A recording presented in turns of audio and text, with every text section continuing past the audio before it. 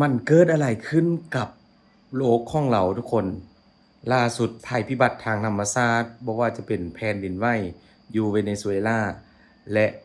เรื่องของภัยธรรมชาติพายุฝนพายุฤดูร้อนมื้อวานนี้ก็เกิดเหตุบ่คาดฝันนะทุกคนเกิดขึ้นอยู่ที่ลาดกระบังพายุฝนกระหน่ำอย่างรุนแรงกันเลยทุกคนและที่น่าตกอกตกใจทุกคนก็คือเรื่องของเสาไฟ ที่ว่าลมระเนระนาดขว้างการจราจรเต็มท้องถนนทุกคนเดี๋ยวมื้อนี้เราไปเบิ่งกันว่ามันเกิดอะไรขึ้นและพี่น้องชาวไทยแต่ละคนเขาจะรับมือกันยังไงทุกคนบ่พิมพ์ได้เห็นแล้วก็โอ้โหตกตกใจแฮงนะทุกคนทีแรกคิดว่าเกิดอุบัติเหตุแต่ดูเรื่องของข่าวแล้วมันบ่แม่นเลยก็คือเรื่องของภัยธรรมชาติทุกคนมาเราไปรับชมคลิปพร้อมกันทุกคน นี่เลยทุกคนภาพที่หลายคนตกใจในช่วงเวลา16โมงเมื่อตอนช่วงเย็นเมื่อวานนี้ทุกคนกับก้อนเมฆดำๆขนาดใหญ่ปกคลุมไปทั่วกรุงเทพกันเลยทุกคนหลายคนเห็นก็บอกเลยว่าบ่เคยเห็นมาก่อนนะเพราะว่าเป็นก้อนเมฆที่แบบเป็นตาย้านหลายทุกคนน่ากลัวหลายนั่นแหละหลังจากนั้นก็บ่พอกี่นาทีก็เริ่มมีลมแล้วก็ฝนมาอย่างแรงกันเลยทุกคนนี่คือคลิปที่ทุกคนได้เห็นนี่เลยนี่ก็ถ่ายจากชาวบ้านทุกคนที่ว่าพวกเขาเจอกับตัวเลยหลายคนก็ลองอยู่ในคลิปเลยว่าตั้งแต่เกิดมาบ่เคยเจอพายุฝนแบบรุนแรงขนาดนี้ทุกคนนี่บางคนก็ขับรถไปอยู่ที่กลางถนนก็โอ้โฮทุกคนดูจากพื้นทุกคนเบิ่งลมที่ว่ามันพัดเอาละอองน้ำเอาทรายฝนเอากิ่งไม้ทุกอย่างเลยนะปลิวว่อนไปทั่วเลย เพราะว่าพายุครั้งนี้ก็ทำให้มีความเสียหายเยอะมากๆทุกคน คนที่ว่าอยู่ในตึกสูงๆทุกคนเขาถ่ายออกมาจากหน้าต่างเขาเบิ่งกันเลยว่าจะมีอะไรบ้างทุกคนนี่ก็คือเป็นละอองฝนเป็นเม็ดฝนโอ้โฮทุกคนหน้าแฮงนะพัดเข้า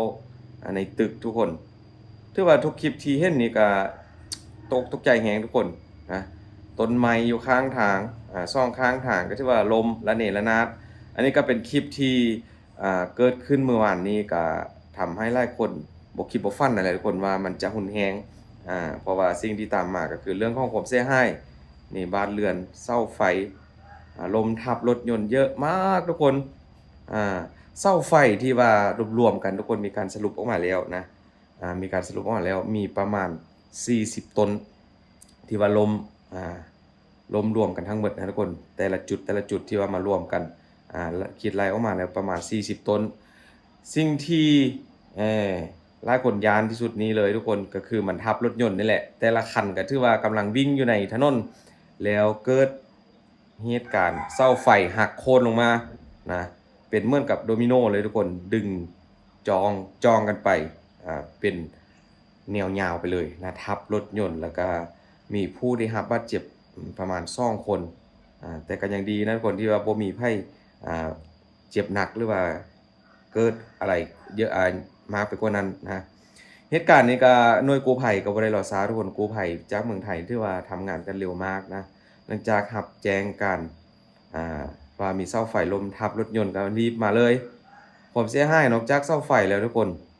ต่อมาก็คือรถยนต์นี่แหละนะแต่ละคันก็โอ้โฮทับแบบเละเลยทุกคนในห้องคนขับเนี่ยก็ทับไปหมดล้มทับหมดเลย นี่หลายคนก็ขับบ่ได้ก็ถนนอัมพาตไปเลยนะอีกตึมข้างหนึ่งเส้นหนึ่งทุกคนก็ต้องใช้การเดินเท้านะออกจากรถแล้วก็เดินเอาเพราะว่าช่วงอาจจะเป็นช่วงที่ว่ากำลังเลิกงานนี่แหละเพราะว่ารถจะเยอะเลยทุกคนเพราะช่วงเป็นเวลา16เรียกว่า16โมงเรียกว่าตอนเย็นนั่นแหละนะทุกคนซึ่งว่าเหตุการณ์นี้ก็ทำให้อ่าพี่น้องชาวไทยที่ว่าอยู่ไกลหรือว่าคนที่ประสบภัยนั้นก็ มีความรู้สึกแบบตื่นตระหนกแฮงตกใจแฮงนะแต่ละคนกับสิ่งที่ว่าเกิดขึ้นก็คงจะต้องได้ระมัดระวังตัวหลายขึ้นนะทุกคนเพราะว่าภัยธรรมชาตินี่มันเป็นอย่างที่แบบมนุษย์สู้บ่ได้อยู่แล้วนะทุกคนก็คือเหตุแผ่นดินไหวผ่านมาต่อไปนี้ก็เป็นช่วงของฤดูฝนเขาเต็มตัวแล้วก็อาจจะเจอแต่ฝนเมืองไทยก็บางจังหวัดก็เริ่มมีน้ำท่วมจังใดก็ขอให้พี่น้องชาวไทยทุกคนระมัดระวังตัวเพราะว่ากับเหตุการณ์ที่เกิดขึ้นผ่านมาช่วงปีกายปีผ่านมาก็ น้ำท่วมหาดใหญ่ก็โอ้โหหนักหน่วงแฮงนะปีนี้ก็ต้องเตรียมรับมือความพร้อมให้เยอะกว่าเก่ากว่าเดิมนะทุกคนจุดได้ที่ว่าจังหวัดได้ที่มีฝนน้ำเคยท่วมก็ให้ระมัดระวังนี่เลยทุกคนยิ่งเศร้าคนหนึงขับรถอยู่ในติดอยู่ในรถทุกคนเจอพายุฝนกระหน่ำลงมาเดียวเลยทุกคนแบบนี้เลยนะปิดกระจกรถเลยทุกคนฝนมืดเลยนะมอเตอร์ไซค์จอดอยู่ข้างทางก็ล้มเพราะว่าทึกลมพัดนะทุกคนพายุลมแรงนี่หลังจากฝนเศร้าเรามาดูคลิปเต็มๆยาวๆกันทุกคนหมดเลยนะแต่ละตนก็ถือว่าดึงจองกันลมหมดทุกคนเป็นเหตุการณ์ที่แบบเสียหายมหาศาลอีกตึมเหตุการณ์หนึ่งที่แบบหลายคนบ่คาดคิดว่ามันจะหุนแหงขนาดนี้ส่วนหลายก็จะเป็นพายุฝนธรรมดาแบบบ่มีผลเสียหายหยังแต่ว่ารอบนี้ถือว่าหนักหน่วงหลายอ่า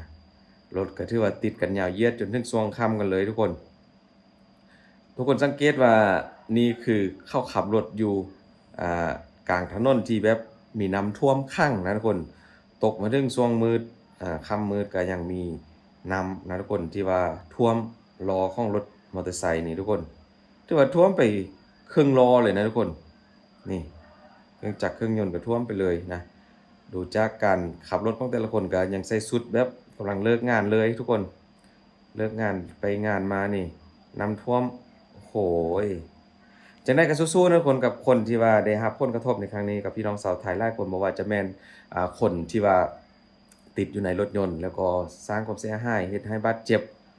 ทั้งรถยนต์แล้วก็ทั้งเจ้าของรถจังได๋ก็บ่พิมพ์ขอเป็นกำลังใจให้นะกู้ภัยก็ทำงานกันทั้ง